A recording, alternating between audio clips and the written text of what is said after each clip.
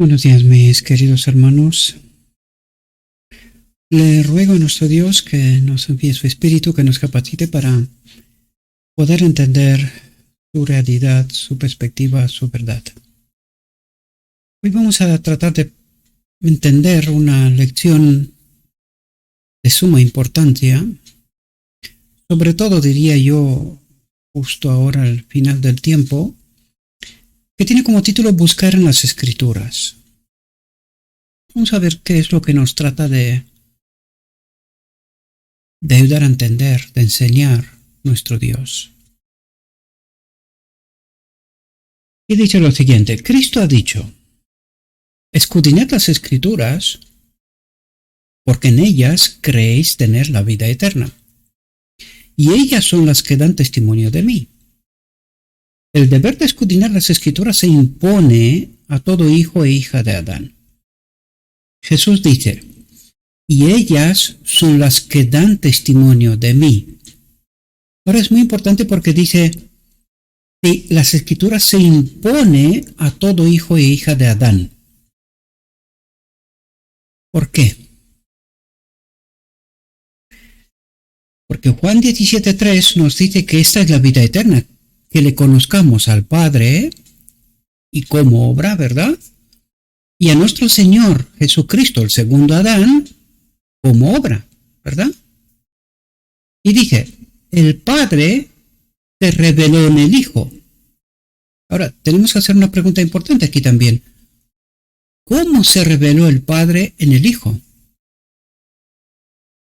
Mediante el Espíritu Santo.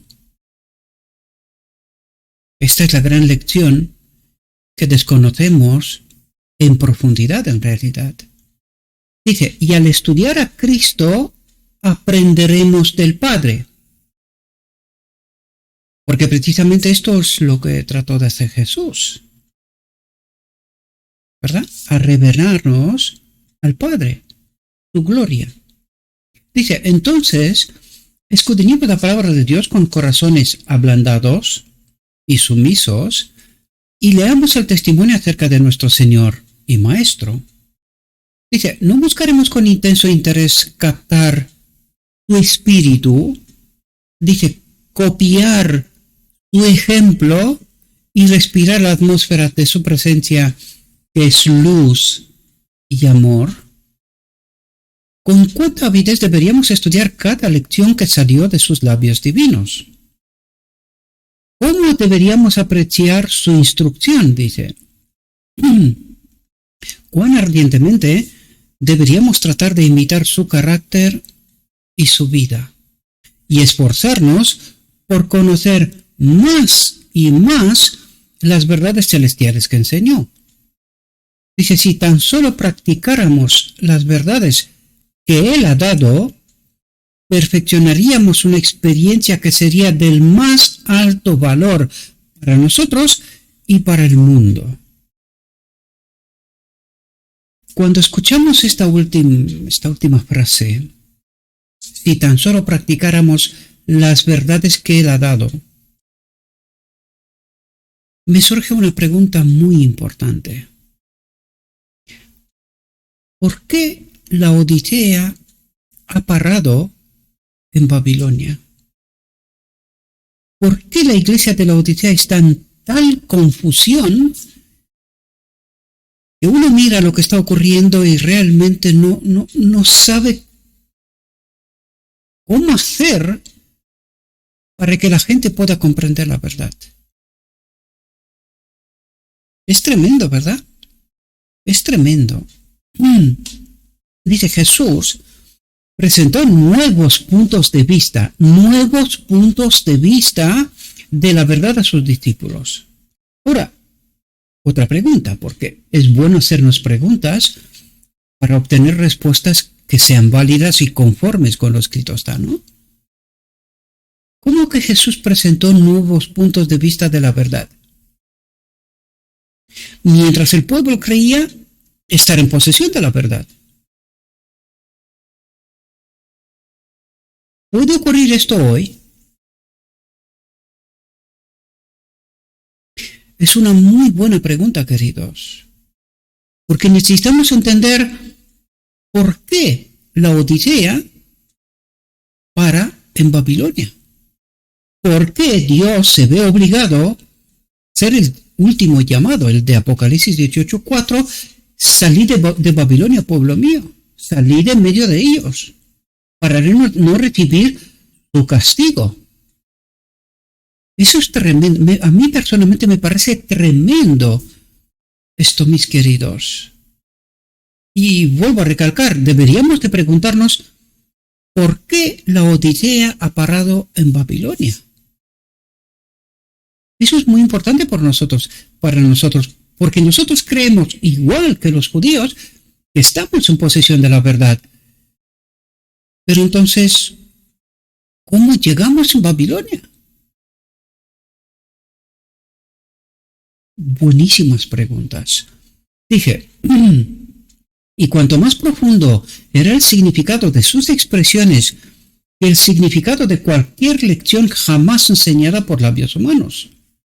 Dios, dice, fue manifestado en la carne, Dios, el Padre, fue manifestado en la carne en el hombre Jesucristo, eso es lo que trata de explicarnos, dice, justificado en el Espíritu, Jesucristo fue justificado en el Espíritu, visto de los ángeles, predicando a los gentiles, creído en el mundo, recibido arriba en la gloria.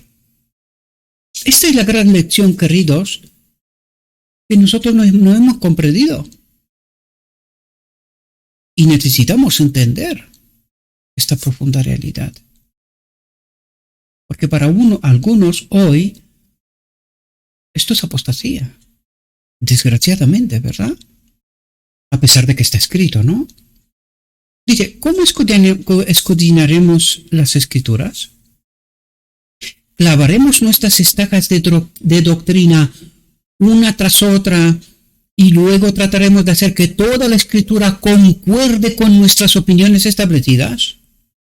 ¡Qué grave error, queridos! ¡Qué grave error! Pensar que yo tengo la verdad y cuando me acerco a la palabra de Dios, busco aquello que refuerza lo que yo creo. Y no permitir a Dios que mi mente sea amoldada a lo que está escrito. Dice, hoy llevaremos nuestras ideas y puntos de vista a las Escrituras y mediremos nuestras teorías en cada lado por las Escrituras de la verdad. Tremendo error, mis amados. Son las respuestas que hacíamos, las preguntas que hacíamos con anterioridad. ¿Cómo llega la Odisea en Babilonia sin siquiera darse cuenta, creyendo igual que los judíos? Se repite la experiencia, como no puede ser de otra manera, ya que está profetizado, por eso lo digo. Y repetimos la experiencia de los judíos y no nos damos cuenta que estamos en la misma trampa. Una falsa interpretación de las Escrituras. Por eso, la Odisea no le queda otra y para en Babilonia. Borracha del vino de Babilonia. Lo peor es que ni siquiera se da cuenta. Dije, muchos que leen e incluso enseñan la Biblia no comprenden la preciosa verdad que están enseñando o estudiando. Señor, ¿cómo es eso posible?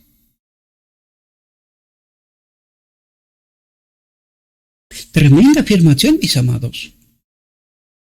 No solamente la iglesia, no solamente la feligresía, la gente normal, la que está en los bancos, sino que los maestros, aquellos que enseñan, dice, desconocen la preciosa verdad.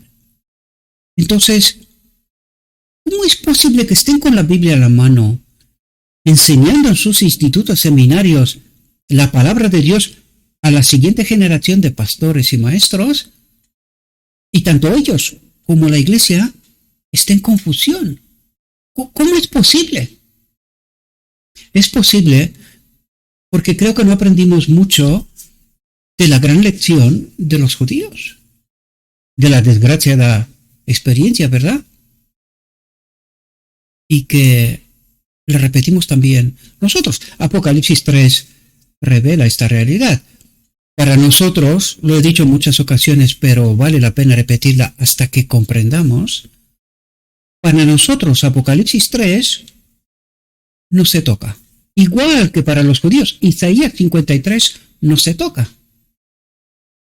De esta manera no entendimos qué pasó en la encarnación, qué pasó de verdad en la cruz. Todavía sigo recibiendo textos de hermanos que se empeñan en creer que la expiación se hizo en la cruz y rechazar entender qué pasó en la encarnación para que pueda entender qué es esa una expiación se hizo también en la cruz. Al no comprender la realidad, nos empeñamos a encontrar en la palabra de Dios aquello que nosotros queremos creer y creemos. Y da igual que es un error. Incluso da igual cuando se te revela la verdad y no quieres, te empeñas en seguir con el vino de Babilonia. ¿Por qué? Parece ser que tiene buen sabor, ¿no? También yo creo que eso es una carta que jugó el enemigo. Qué difícil es asumir que toda una vida has estado engañado. Siendo maestro, estando en la iglesia. Qué difícil asumir, ¿no? Todavía encuentro gente que ven en la cruz del santuario y yo digo, ¿dónde, hermano? ¿Dónde la ves? ¿Cómo lo consigues? Es que no sé qué dioptrías, qué gafas utilizas, porque tú ves lo que no está. Me parece tremendo, honestamente, me parece tremendo. El engaño es tan profundo que ni siquiera cuando se revela la verdad no queremos salir del error, bajo ningún concepto, a pesar de las advertencias de las Escrituras, que moriremos. Moriremos. Si el campamento de Israel no será purificado, no podemos entrar en el reino de Dios. Dije, muchos que leen e incluso enseñan la Biblia no comprenden la preciosa verdad que están enseñando y estudiando. Dice, los hombres entretienen errores cuando la verdad está claramente marcada y si tan solo trajeran sus doctrinas a la palabra de Dios y no leyeran la palabra de Dios a la luz de sus doctrinas. Para probar que sus ideas son correctas, no andarían en tinieblas y ceguera ni abrigarían el error. ¿Cómo llegó la audición en Babilonia? Aquí tenemos la respuesta, queridos. Esta es la respuesta. Creemos saber la verdad, creemos que las doctrinas que hoy tenemos están bien y nos negamos a abandonar el error. Muchos dan a la palabra de las Escrituras un significado que se ajusta a sus propias opiniones y se engañan a sí mismos y engañan a otros con sus malas interpretaciones de la palabra de Dios. ¡Qué tremendo! Y cuando tú tratas de explicar esta realidad en medio de la iglesia, dice, pero no puede ser que uno solo tengas la verdad y todos nosotros estemos equivocados. ¿Así? Y Jesús. Él tenía la verdad y todo el pueblo estaba en error. ¿Cómo es posible? No queremos aprender lecciones importantes de las Escrituras, queridos. Nos empeñamos en permanecer en el error, buscando cualquier excusa y resquicio para afianzarnos que lo que creemos es verdad, porque nos da vergüenza que toda una santa vida hemos vivido en el error en medio de la iglesia, siendo maestro, teólogo, lo que fuera. Porque ahora, justo al final del tiempo, se repite, Jesús es un tipo de la última generación. Justo ahora, al final del tiempo, Dios prepara a sus mensajeros, le da el Espíritu, le da el mensaje, trae la verdad en medio del pueblo de Dios. Y aún así Jesús se pregunta, ¿cuándo volveré a la tierra, hallaré fe? ¿O estarán todos confundidos? Igual que en el tipo que vuelve vuelve a ocurrir en el antitipo. No aprendemos de las lecciones de la historia, queridos. Dije, al emprender el estudio de la palabra de Dios, debemos hacerlos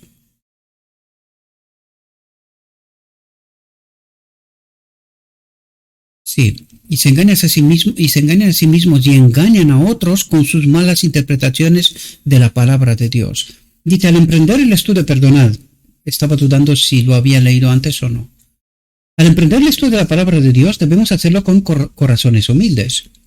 Todo egoísmo, todo amor a la originalidad debe dejarse a un lado. Las opiniones largamente acariciadas no deben considerarse infalibles. Fue la falta de voluntad de los judíos para renunciar a sus tradiciones largamente establecidas lo que les llevó a la ruina. Tipo. Y en el antitipo. Pasa lo mismo, queridos. La tradición es más importante que la misma palabra de Dios. Porque yo me pregunto, estos mensajeros finales que Dios les prepara, les da su espíritu, les da la verdad, ¿de qué estarán hablando? De tal modo que para la Odisea sea un disparate. La historia se repite, mis amados. Dicen, estaban decididos a no ver ningún defecto en sus propias opiniones o en sus exposiciones de las Escrituras. Y esto ocurre hoy, lo mismo como dije yo. ¿Dónde está la cruz en el santuario? No está. Entonces, de repente se nos cae toda la teología. Todo. Porque hemos construido sobre un fundamento falso.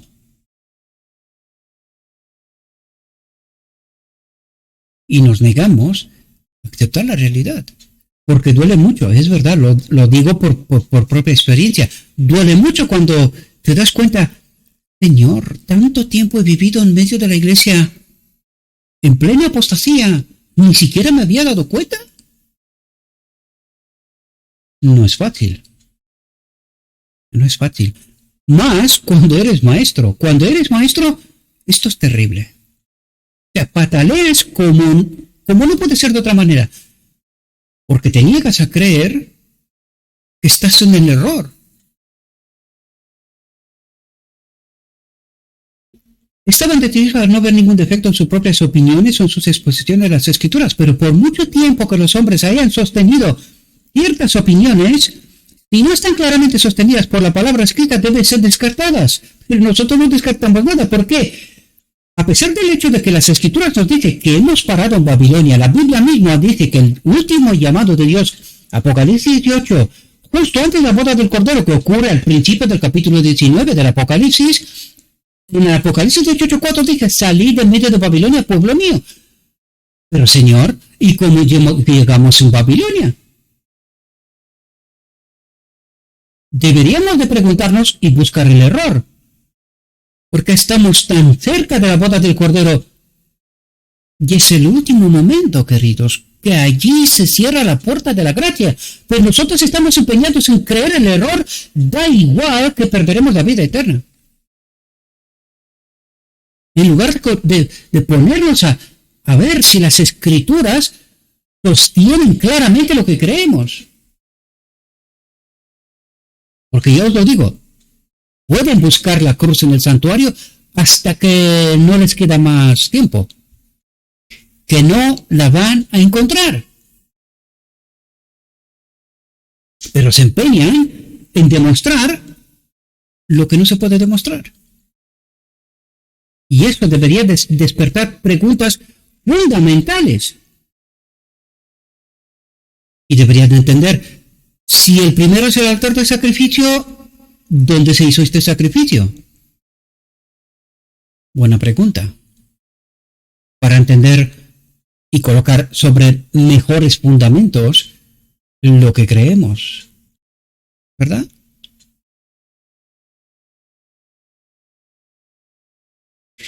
Dice, quienes desean sinceramente la verdad, no serán reacios a exponer sus posturas a la investigación y la crítica.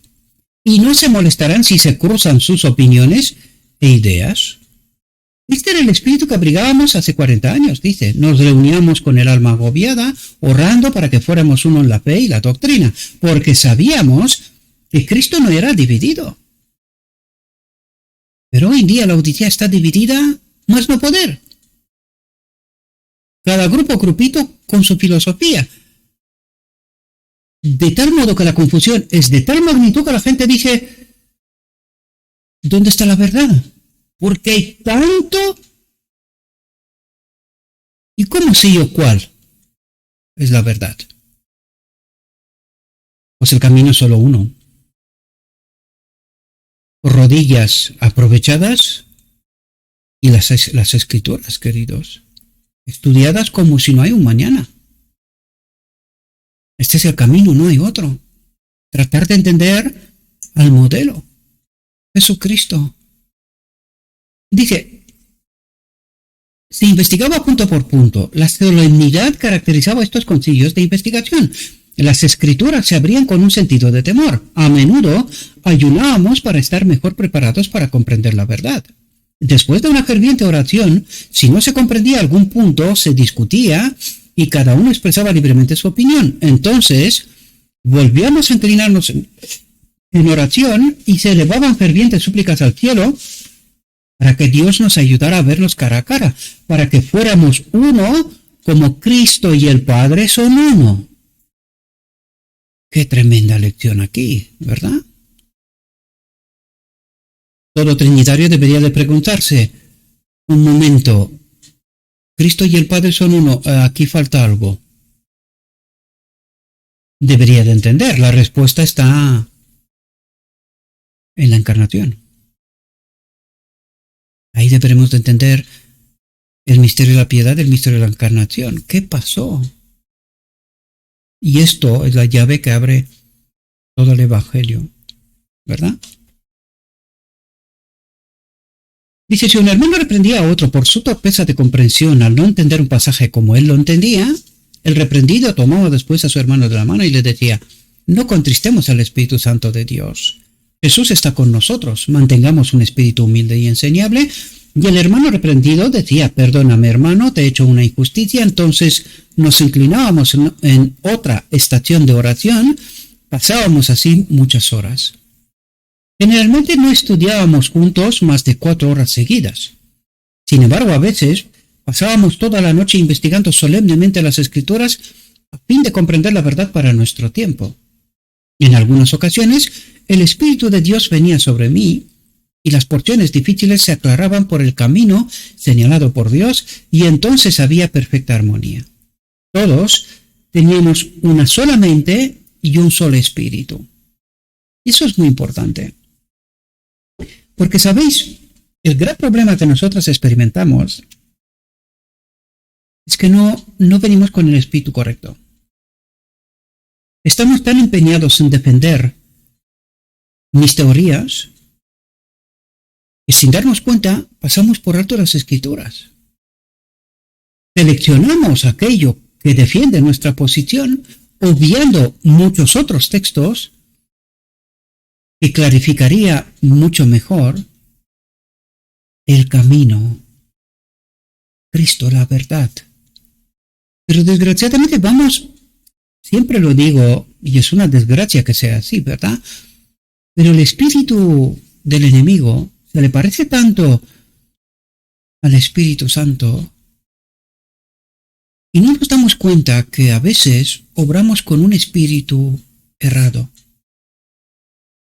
Pero si tendríamos una sola mente, es decir, un solo propósito, como en el aposento alto antes de recibir en Pentecostés el Espíritu Santo, cuando todos allanaron el camino, trataron de entender a Jesús, la obra, lo que tenían que recibir, por qué y todas esas cosas. Por eso estuvieron ahí tanto tiempo en el aposento alto, para comprender la realidad. Si tendríamos esta mente dispuesta, no habría tanta división en medio de nosotros. Pero el enemigo sabe que nuestra vanidad y nuestro orgullo se coloca por encima incluso de lo escrito está y niega, a pesar de las evidencias, la claridad de las Escrituras. Es una gran desgracia, ¿verdad?, que ocurra esto. Dice, intentamos sinceramente que las Escrituras no fueran tergiversadas para adaptarlas a las opiniones de nadie. Y esto es clave, queridos. Nosotros deberíamos de ir a las Escrituras y permitir que la Escritura me revele la verdad. Independientemente de lo que yo creo y que lo que yo he creído hasta este momento esté errado. En el momento que lo escrito me está revelando la verdad, lo que yo creo se vuelve insignificante, ha de ser descartado. Pero bien sabe el enemigo que nuestro orgullo y nuestra vanidad no nos permitirá ver lo evidente. Y está jugando y apostando mucho por esta carta. Qué pena, ¿verdad? Qué pena. Dice, tratamos de que nuestras diferencias fueran lo más leves posibles, sin insistir en puntos de poca importancia, sobre los cuales había opiniones diversas. ¿Dónde se centraban? En lo importante. Deberíamos de hacerlo hoy, porque lo que estamos hablando de la naturaleza de Cristo, de Dios. Estamos hablando de cosas realmente importantes. Estamos hablando del sacrificio. Estamos hablando de cosas que realmente cambian nuestro entendimiento, nuestra teología, por decirlo de alguna manera. Pero desgraciadamente nos dedicamos demasiado tiempo en cosas de poca importancia y pasamos por alto las grandes cosas. Dice, pero a carga de cada alma era lograr una condición entre los hermanos que respondiera a la oración de Cristo, de que sus discípulos fueran uno como él y el Padre son uno. A veces uno o dos de los hermanos se oponían obstinadamente al punto de vista presentado y actuaban según los sentimientos naturales del corazón. Pero cuando aparecía esta disposición, suspendíamos nuestras investigaciones y levantábamos nuestra reunión para que cada uno tuviera la oportunidad de acudir a Dios en oración y sin conversar con los demás, estudiar el punto de diferencia pidiendo luz del cielo. Con expresiones de amistad nos despedimos para reunirnos de nuevo tan pronto como fuera posible para seguir investigando. A veces el poder de Dios venía sobre nosotros de manera marcada y cuando la luz clara revelaba los puntos de la verdad, llorábamos y nos regocijábamos juntos. Amábamos a Jesús. Nos amábamos unos a otros. Qué bonita experiencia, ¿verdad? Qué precioso espíritu. Ojalá lo tuviéramos hoy, ¿no? Dice, en aquellos días Dios obró por nosotros y la verdad fue preciosa para nuestras almas. Es necesario que nuestra unidad de hoy sea de un carácter que soporte la prueba del juicio. Estamos aquí en la escuela del Maestro a fin de ser entrenados para la escuela de arriba. Debemos aprender a soportar la desilusión a la manera de Cristo, y la lección que esto nos enseñe era de gran importancia para nosotros. Tenemos muchas lecciones que aprender, y muchas que desaprender. Señor, ¿tanto engaño hay en medio de nosotros? ¿Tanto tenemos que desaprender? Y muchas lecciones que aprender. ¿Pero cómo es esto posible, Señor? ¿No somos nosotros tu pueblo escogido? ¿Cómo ha pasado esto entre nosotros? ¿Por qué tenemos que desaprender tantas lecciones? Está claro que son engaños. ¿Cómo han tenido lugar y entrado en medio de nosotros? ¿Y cuáles son estas lecciones que tenemos que aprender? No comprendemos todavía. Esto echa por los suelos esta presunción. Nosotros tenemos la verdad. Pero no va a pasar. ¿Por qué? Porque el orgullo y la vanidad es suprema. ¿Verdad? Dice, solo Dios y el cielo son infalibles. Los que piensan que nunca tendrán que renunciar a un punto de vista acariciado, que nunca tendrán ocasión de cambiar una opinión, se sentirán decepcionados. Y esto es lo que provoca las divisiones en medio de nosotros, queridos. Da pena ver iglesias, grupos, grupitos, maestros, maestrillos y maestrones, que no sé cómo llamarlos más, y cada uno defendiendo lo suyo. Tú miras todo esto y dices, ¿qué está pasando aquí? ¿Cuántos espíritus hay? ¿Cuántas verdades hay? ¿Cómo ha pasado esto? Pero nadie se pregunta. Todos siguen. No, mi grupo tiene la verdad.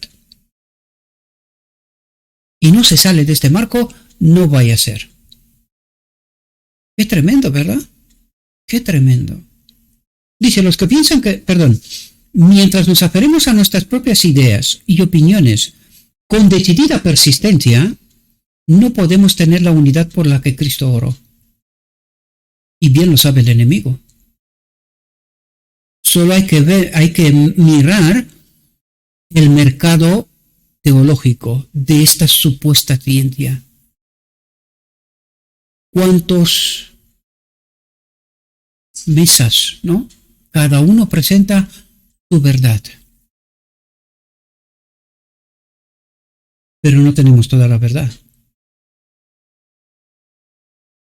Y esto bien lo sabe el enemigo, porque si no alcanzamos a entender toda la verdad, y el campamento de Israel no está purificado, no hay un pueblo. Nosotros seguimos divididos y cada uno defendiendo lo nuestro. Y estamos como en una suerte de lotería, a ver a quién le toca ser ese pueblo purificado. Porque si no, no hay forma de entender lo que está ocurriendo, queridos. Estamos como en la ruleta rusa, a ver a quién le toca. Más o menos esta es esta fe de la cual presumimos. Por encima de lo escrito está.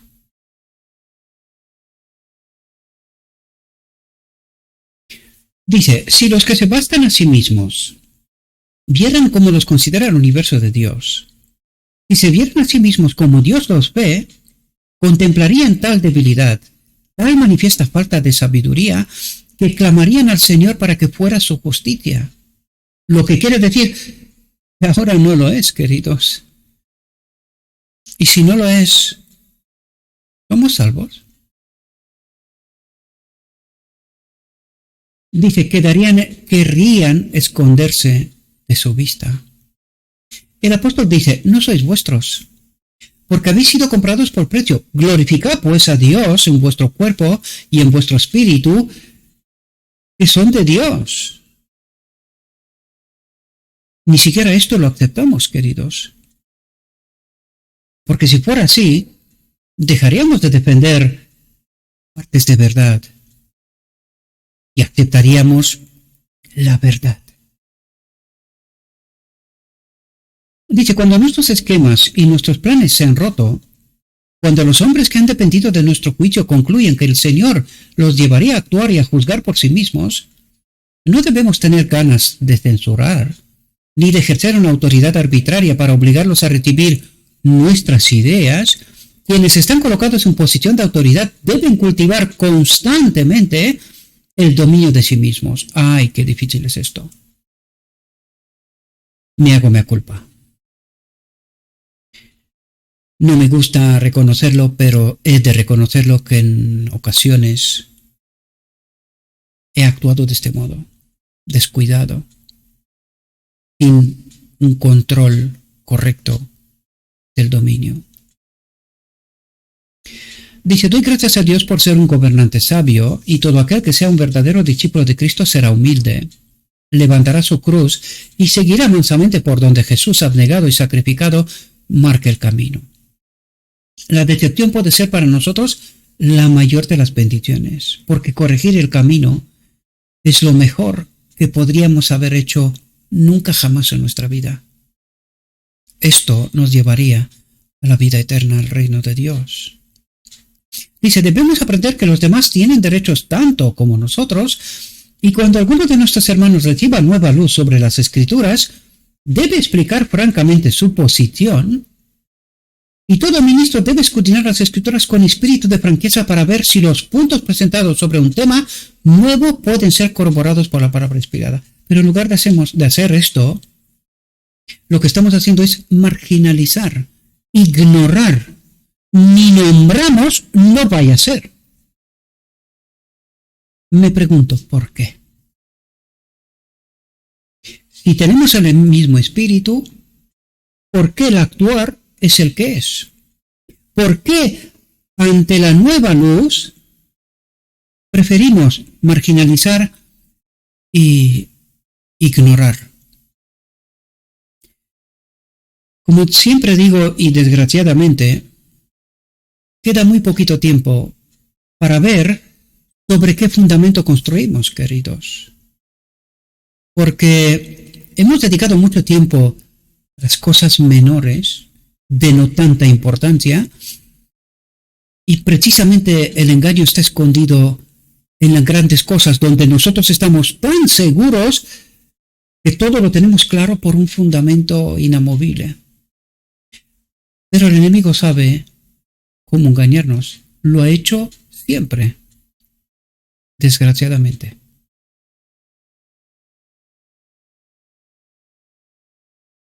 Dice, el siervo del Señor no debe contender. Es decir, no tiene que discutir, no tiene por qué tratar de traer argumentos y tal. No. Dice, sino ser manso para con todos, apto para enseñar, paciente, instruyendo con mansedumbre a los que se oponen, por si quizás Dios les conceda que se arrepientan para reconocer la verdad. Claro, cuando uno actúa de este modo, aún me acuerdo cuando alguien me pedía cuentas, ¿verdad?, por ciertas verdades que yo trataba de presentar. Y yo le dije, ten paciencia, prometo exponer todas esas verdades, porque en una sola conversación, qué difícil. Véase el principio de esta misma reflexión. ¿Cuánto tiempo les costó entender las verdades? Mucho. Pero en lugar de adoptar una posición correcta y esperar pacientemente para que el Espíritu de Dios vaya sentando las verdades poco a poco, la posición adoptada fue ignorar totalmente, separación, fuera, no queremos saber nada. Este hombre está fuera de todo. Qué pena. Qué pena. Dice, toda alma debe mirar a Dios con contrición y humildad para que Dios la guíe, la conduzca y la bendiga. No debemos confiar en que otros escudriñen las Escrituras por nosotros. Algunos de nuestros principales hermanos han tomado frecuentemente posiciones en el lado equivocado, y dice frecuentemente. Y si Dios enviara un mensaje y esperara que estos hermanos mayores abrieran el camino para su avance, dice, nunca llegaría al pueblo. Por eso decía, el siervo del Señor no debe contender, no, pacientemente tiene que exponer las verdades poco a poco, construir esa imagen del puzzle, como digo yo una y otra vez, pieza por pieza, texto por texto, párrafo por párrafo, de modo que poco a poco esta imagen real del Evangelio aparezca en todo su brillo y luz, en todo su poder. Pero hay que tener dominio y paciencia para esto, cosa que desgraciadamente nos falta. No lo sé dónde queremos correr tanto, pero lo que está claro es que estamos equivocados más no poder. Dice, estos hermanos se encontrarán en esta posición hasta que lleguen a ser partícipes de la naturaleza divina en mayor medida de lo que nunca han sido en el pasado. Ojalá fuera la resolución del asunto, que lleguen a ser partícipes de la naturaleza divina. Ojalá. Desgraciadamente Ezequiel 9, y no solamente, nos revela una realidad tremenda, queridos. La grandísima mayoría se perderá. Dice, hay tristeza en el cielo por la ceguera espiritual de muchos de nuestros hermanos. Nuestros ministros más jóvenes que ocupan puestos menos importantes deben hacer esfuerzos decididos para venir a la luz, para hundir él hasta cada vez más profunda en la mina de la verdad. Dice, la reprensión del Señor recaerá sobre aquellos que serían guardianes de la doctrina, que cerrarían el camino para que mayor luz no llegue al pueblo.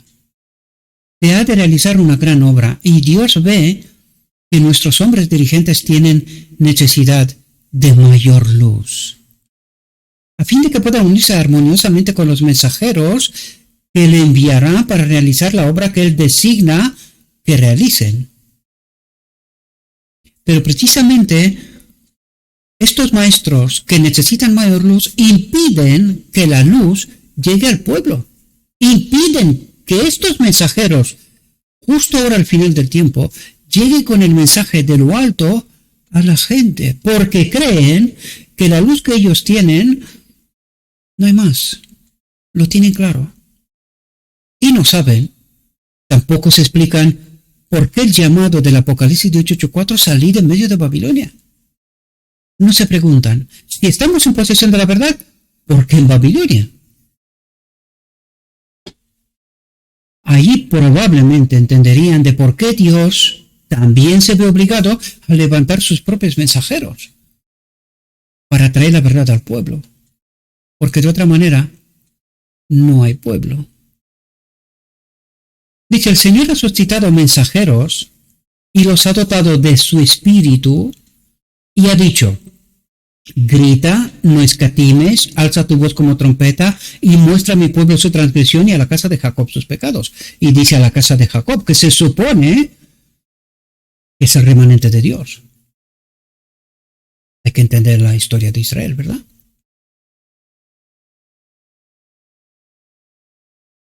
Pero el Jacob de hoy cree que no necesita nada. Veas Apocalipsis 3, ¿no? Lo tiene todo claro. Dice que nadie corre el riesgo de interponerse entre el pueblo y el mensaje del cielo. ¿Por qué? Porque morirá.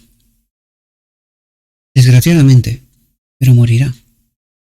Dice, el mensaje de Dios llegará al pueblo. Si no hubiera voz entre los hombres para darlos, las mismas piedras clamarían. Dice, hago un llamamiento a cada ministro para que busque al Señor. Deseche el orgullo, deje a un lado la lucha por la supremacía, porque eso explica por qué tantas iglesias, tantos grupos, grupitos y la lucha por supremacía, no por la verdad, no, la supremacía. Y humilla el corazón ante Dios. Es la frialdad de corazón, de mente, la incredulidad de los que deberían tener fe, lo que mantiene a las iglesias en la debilidad, al merced del enemigo y a la apostasía. Dice, me regocijaría con todo mi corazón ver a todos los que han estado relacionados con la obra tomar sus lugares para sostener en alto el estandarte de Jesús, para que cuando su obra esté terminada, puedan decir como Pablo, he peleado la buena batalla, he acabado mi carrera, he guardado la fe. Desde ahora me está guardada la corona de justicia que el Señor, pues justo, me dará en aquel día, y no solo a mí, sino también a todos los que aman su manifestación. Hasta aquí nuestra reflexión, mis queridos hermanos. Le ruego a nuestro Dios que nos envíe su Espíritu, que nos capacite, que podamos entender su verdad, su realidad, su perspectiva. Abandonemos nuestras supuestas posiciones firmes en la verdad. Permitámosle a la palabra de Dios que allá en el camino, justo como antes del Pentecostés, queridos, para que podamos recibir el Espíritu y poder participar de la boda del Cordero. Sin el Espíritu no hay un carácter, no hay ropa blanca, no somos el pueblo. Seremos cualquier otra cosa, menos el pueblo de Dios. Que Dios nos ilumine, queridos, que podamos entender la verdad y separarla del error. Os deseo, mis queridos, que tengáis un próspero día. En todo lo que os he dicho, os lo he dicho en nombre de Cristo Jesús. Amén.